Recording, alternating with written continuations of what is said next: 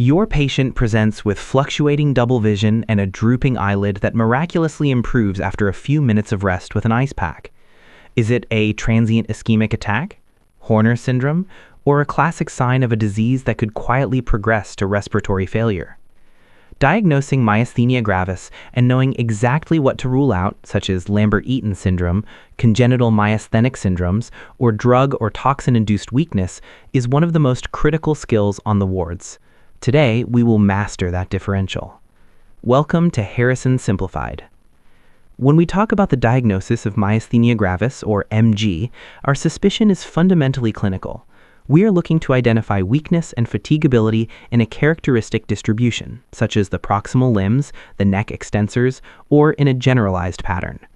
Crucially, this weakness occurs without any loss of deep tendon reflexes, without sensory signs or symptoms, and without abnormalities of other neurologic functions. Let's break down the diagnostic evaluation, starting with the patient's history and physical examination. In the history, we listen for reports of diplopia, ptosis, dysarthria, dysphagia, and dyspnea. The absolute hallmark of this disease is fluctuation and fatigue, meaning the symptoms are worse with repeated activity and improved by rest. During the physical examination, we evaluate for ptosis at rest and following 1 minute of exercise. We check the extraocular muscles and ask about subjective diplopia. We also test orbicularis oculi and oris strength, along with jaw opening and closure. To assess the extremities and neck, we measure muscle strength and specifically look for weakness following repeated shoulder abduction. Vital capacity measurement is also performed, and we verify the absence of other neurologic signs. At the bedside or in the clinic, a quick and easy test for a patient presenting with ptosis is the ice pack test. If we apply a pack of ice over a ptotic eye for 2 minutes, it often results in improvement if the ptosis is due to a neuromuscular junction defect. A positive result is considered a lid rise of 2 millimeters following this cooling. The underlying hypothesis is that the cold temperature leads to less depletion of quanta of the acetylcholine receptor and reduced activity of acetylcholinesterase at the neuromuscular junction. Historically, the Anticholinesterase test was commonly used for diagnosis. Drugs that inhibit the enzyme acetylcholinesterase allow acetylcholine to interact repeatedly with a limited number of acetylcholine receptors in MG, improving muscle strength. Edrophonium chloride at a dose of 2 mg plus 8 mg intravenously was the most common agent used because of its rapid 30-second onset and short 5-minute duration of effect, with an objective endpoint like ptosis typically measured. A highly probable diagnosis was made if unequivocally positive. However, edrophonium is no longer used today due to the potential for side effects and a lack of availability. Moving to laboratory testing, serology for autoantibodies is a cornerstone of diagnosis. Anti-acetylcholine receptor, or Anti-AChR antibodies, are detectable by radioimmunoassay in the serum of about 85% of all patients with generalized MG, and in about 50% of patients with weakness confined to the ocular muscles. The presence of anti-AChR antibodies provides a definite diagnosis, but a negative result does not exclude the disease. It's also important to note that the measured level of this antibody does not correspond well with the severity of MG in different patients. For patients with generalized MG who are AChR antibody negative, roughly 40% will have antibodies to muscle-specific tyrosine kinase, or MuSK. MuSK antibodies are rarely present in patients who are AChR antibody positive or in those whose MG is limited to the ocular muscles. A small proportion, about 2% of MG patients without antibodies to AChR or MuSK, have antibodies to lipoprotein receptor-related protein 4, or LRP4. However, sending LRP4 antibodies has low specificity. Because of this, we only check them in patients with clear MG by phenotype and electrodiagnostic testing, but who have absent AChR and MuSK antibodies. There are other antibodies associated with MG, but their clinical utility is limited. Antibodies against Agrin have been found in rare patients, but it is unclear if they are pathogenic, and they are not currently tested in clinical practice. Anti-striated muscle antibodies, which are directed against titin and other skeletal muscle components, have also been identified in some patients. However, these are not pathogenic, and their presence does not confirm an MG diagnosis or the presence of a thymoma. Given this limited utility and the potential for misinterpretation, we do not order them. Additionally, antibodies directed against Caspr-2 or contactin-associated protein-like 2 may coexist primarily in patients with thymoma who have MG and neuromyotonia or Morvan syndrome. The presence of Caspr-2 antibodies can help confirm the diagnosis of a second paraneoplastic syndrome in these clinical situations. Beyond blood tests, electrodiagnostic testing is highly probable for diagnosis. Repetitive nerve stimulation provides very helpful diagnostic evidence. For this test, medications that inhibit acetylcholinesterase should be stopped 12 to 24 hours or for as long as possible before testing. It is best to test weak muscles or proximal muscle groups. Electrical stimulation is delivered at a rate of 2 or 3 per second to the appropriate nerves, and action potentials are recorded from the muscles. While normal individuals see no change greater than 10% in the amplitude of their evoked muscle action potentials at these rates, myasthenic patients show a rapid reduction or decrement of greater than 10% at 3 Hz. If repetitive nerve stimulation is normal, or if symptoms are exclusively ocular, we perform single-fiber electromyography, or SFEMG. This is a more sensitive, specialized test typically done at MG referral centers. It looks for blocking and jitter with a normal fiber density. This test is confirmatory, but importantly, it is not specific to MG. As part of the evaluation, measurements of ventilatory function through pulmonary function tests are highly valuable. This is because of the frequency and seriousness of respiratory impairment in myasthenic patients. Given the wide range of neurological symptoms, we must always consider the differential diagnosis. Other conditions that cause weakness of the cranial or somatic musculature include non-autoimmune congenital myasthenia, drug-induced myasthenia, Lambert-Eaton Myasthenic Syndrome, hyperthyroidism, botulism, intracranial mass lesions, oculopharyngeal dystrophy, and mitochondrial myopathy. Let's discuss drug-induced mimics first.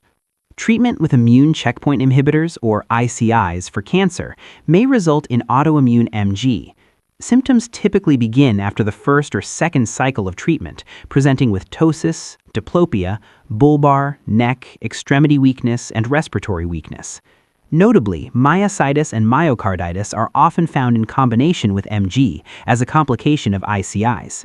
ICI-related myositis without disordered neuromuscular transmission can also mimic MG, causing a similar pattern of weakness, including ocular and bulbar weakness, which is an uncommon finding in other autoimmune myopathies. These patients usually improve when the ICI is discontinued and a short course of glucocorticoids is given, along with intravenous immunoglobulin, or IVIG, or plasma exchange depending on severity. However, with fulminant disease, the fatality rate remains high, mainly due to concurrent myocarditis. Other medications can also cause issues. Treatment with penicillamine, used for scleroderma or rheumatoid arthritis, has been associated with MG. Aminoglycoside, quinolone, and macrolide antibiotics, intravenous magnesium, or procainamide, can cause an exacerbation of weakness in myasthenic patients. In very large doses, they can even cause neuromuscular weakness in normal individuals. Botulinum toxin injections should be strictly avoided in MG patients. Next, let's explore the Congenital Myasthenic Syndromes, or CMS. This is a rare, heterogeneous group of disorders of the neuromuscular junction with an estimated prevalence of roughly 3.8 per 100,000. Unlike MG, they are not autoimmune, but are due to mutations in more than 30 identified genes. These disorders can affect virtually any component of the neuromuscular junction, including the presynaptic nerve terminal, various AChR subunits, acetylcholinesterase, or other molecules involved in end plate development or maintenance. CMS shares many clinical features with MG, such as weakness and fatigability of proximal or distal extremity muscles, and often extraocular and eyelid muscle involvement in a similar distribution. We mostly suspect CMS when symptoms began in infancy or childhood, though some patients initially present in adulthood. Just like autoimmune MG, repetitive nerve stimulation is often associated with a decremental response. A key clue for CMS is the absence of AChR and MuSK antibodies. However, remember that these antibodies are also absent in roughly 10% of generalized MG patients, known as double seronegative. Another clue is that some forms of CMS, like acetylcholinesterase deficiency and prolonged open channel syndrome, have a feature of after discharges that are not seen in MG. The most common genetic defects in CMS occur in the epsilon subunit of the AChR, accounting for roughly 50% of cases. Mutations in genes encoding for rapsin, COLQ, DOK7, Agrin, and GFPT together account for another 40%. In most recessively inherited forms, the mutations are heteroallelic, meaning different mutations affect each of the two alleles. Let's look at the subtypes of CMS closely, as molecular analysis is required to elucidate the exact defect, leading to helpful treatment and genetic counseling. For presynaptic disorders, mutations in CHAT and CHT genes cause early onset episodic apnea and respiratory failure at birth, which improves with age.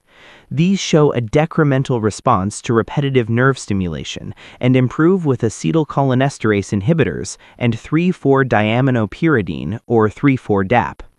For synaptic disorders, COLQ mutations cause acetylcholinesterase deficiency. Patients present with early onset axial weakness with scoliosis, apnea, slow or absent pupillary responses, and variable extraocular muscle involvement. Electrophysiologically, they show after discharges on nerve stimulation and a decrement on repetitive nerve stimulation. Importantly, these patients worsen with acetylcholinesterase inhibitors and are treated with albuterol, ephedrine, and 3,4-DAP instead. For postsynaptic disorders involving AChR deficiency or kinetics, we see mutations in AChR subunit genes. Primary AChR deficiency presents with typical MG features and fatigue, and improves with acetylcholinesterase inhibitors and 3,4-DAP.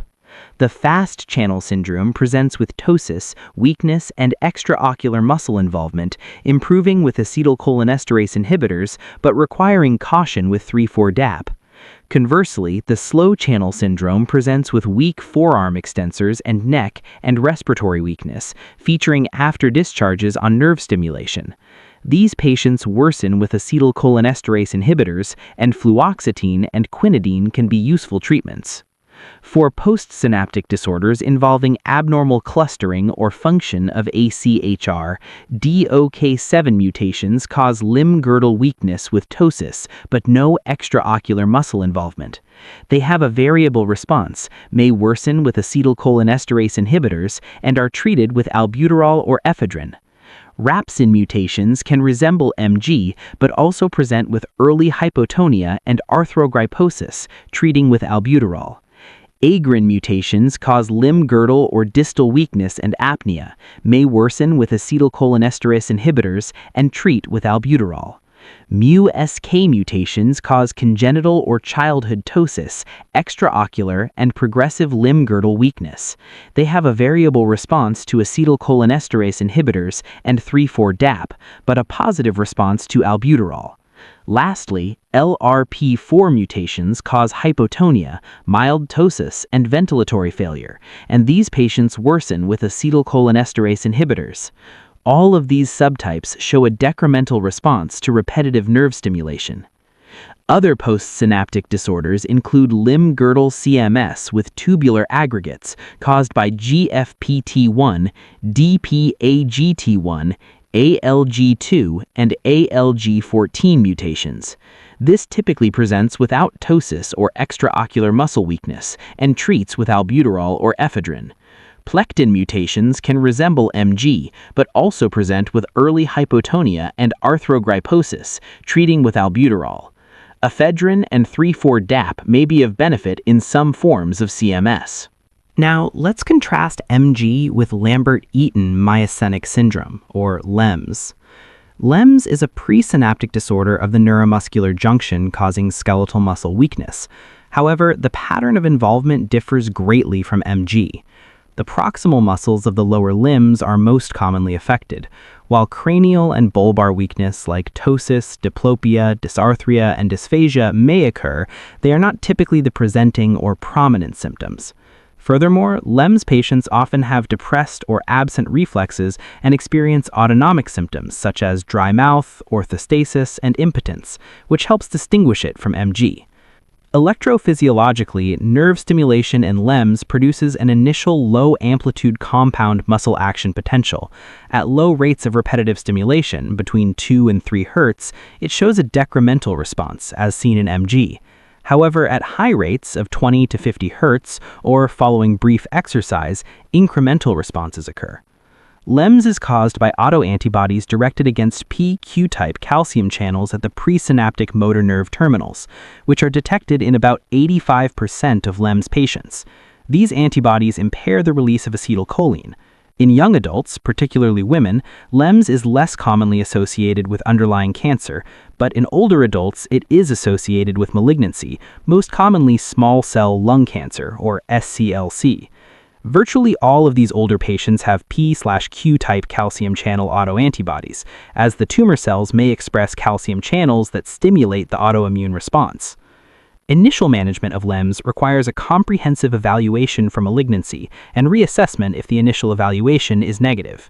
Treatment involves symptomatic therapy first with 3,4-DAP, which blocks potassium channels to prolong depolarization and enhance acetylcholine release, along with pyridostigmine, which prolongs the action of acetylcholine.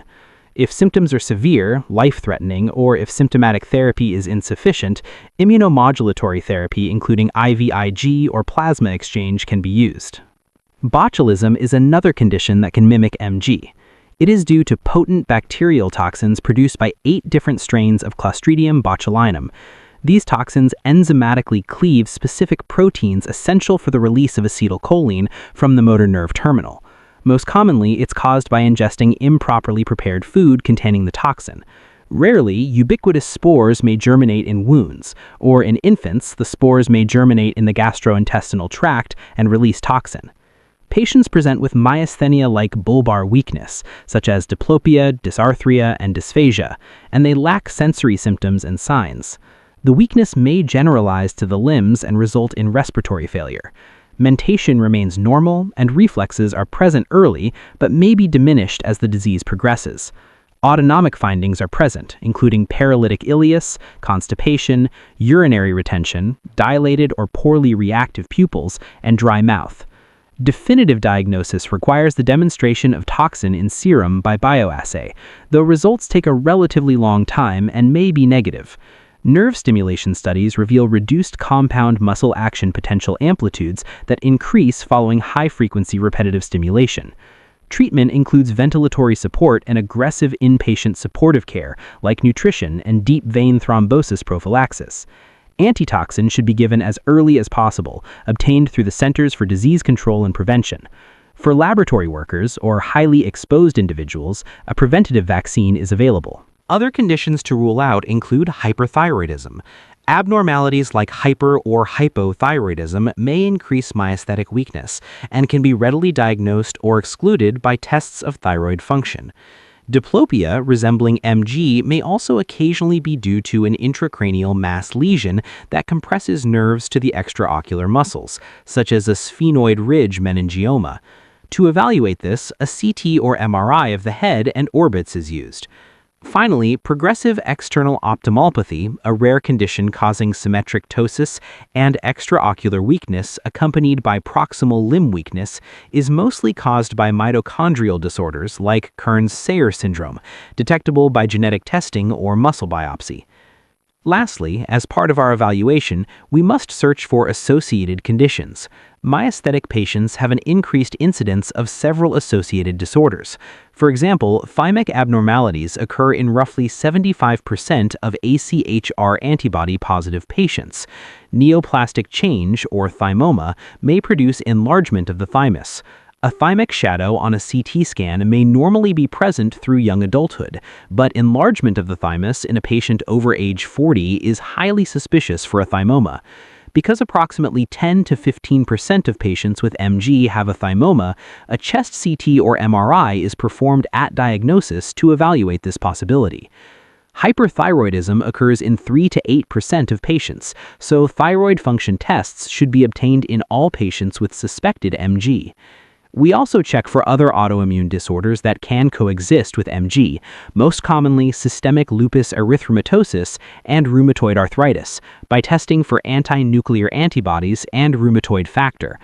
Associations also occur with neuromyelitis optica, multiple sclerosis, neuromyotonia, Morvin's syndrome, which includes encephalitis, insomnia, confusion, hallucinations, autonomic dysfunction, and neuromyotonia, rippling muscle disease, granulomatous myopathy or myocarditis, chronic inflammatory demyelinating polyneuropathy, Hashimoto's thyroiditis, Graves' disease, and skin disorders.